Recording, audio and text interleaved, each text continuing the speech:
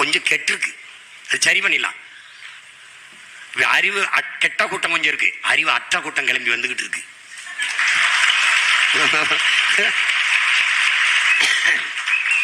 அதுக்கு கற்பிக்க முடியாது. ஏன்னா கடிக்கிற கூட்டத்துக்கு படிக்கிற கூட்டத்துக்கு தான் கற்பிக்க முடியும்.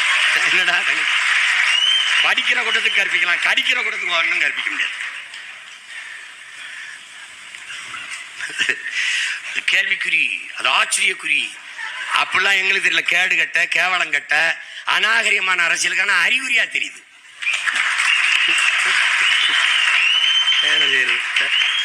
கேட்டா பொறாமைங்கிறான். டேய் போறாங்கிட்டு போடா.